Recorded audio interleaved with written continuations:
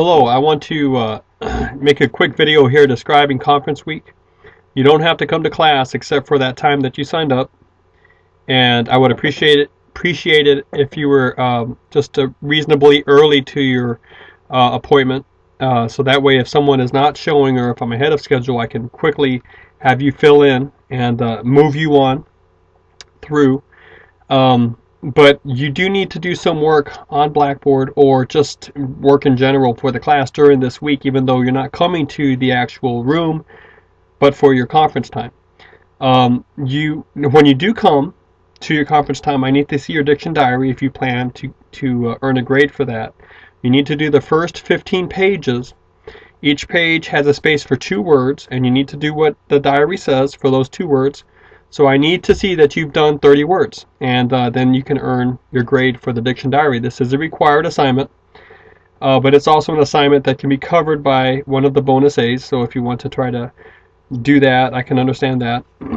You will need to go online to Blackboard to see what you are to do for reading log number 1. Now I'm going to use the terms reading log or phrase reading log as being synonymous with the phrase research log.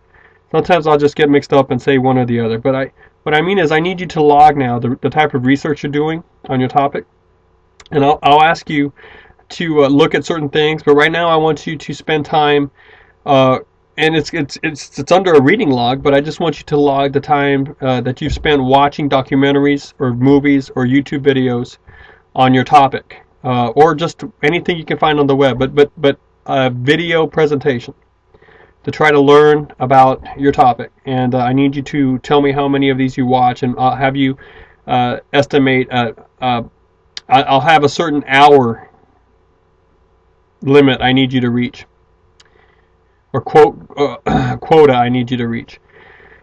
The big thing that you need to do this week too is to read RASLS, all right? Because there'll be a RASLS quiz up soon.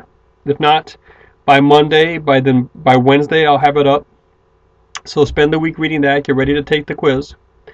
There's going to be a video on primary sources versus secondary sources. It's important for us to understand the difference between what's a primary source and what's a secondary source. And so that's going to be up, and you can watch that. And then this is the week where I want us to do the TNT survey. All right.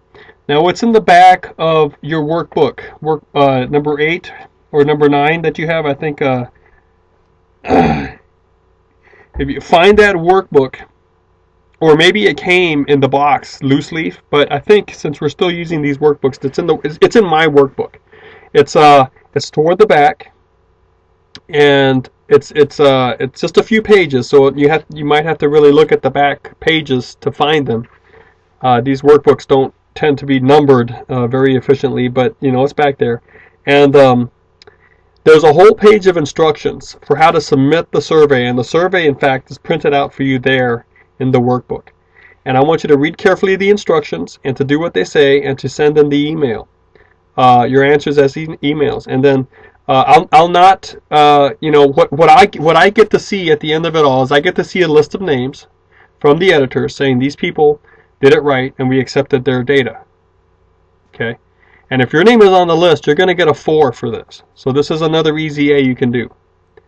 But answer the questions in good faith. Try to give copious answers. Don't just come up with the silly 77777777777 whatever random stuff to get the survey done. Because a human is going to look at this and they'll reject it if that's the case. I don't know if it's actually happened to a student of mine in the past, but I have heard that these get rejected. So anyway, if yours gets accepted because you answered in good faith, your name gets on a list, I get to see the list, and I'll give you an A. All right? And I think you also get an email saying, we've accepted your work or whatnot. But then, once you get this done, we all later will get a PDF of the answers. We won't know who said who said what, but we'll see the answers, and we can try to track trends and all that sort of thing. But I do want you to do the TNT survey. It's in the back of your workbook. It's either workbook number 8 or workbook number 9. Take a look at that. I think it's workbook number 9 for us. And go ahead and get that done. All right. So these are the tasks. I'm just reminding you that you do need to check our our class Blackboard space this week. I will have some things for you. And please don't forget that this is the week I want you to read Rastless. All right, best of luck to you in your work this week, and I hope to see you soon in your conference.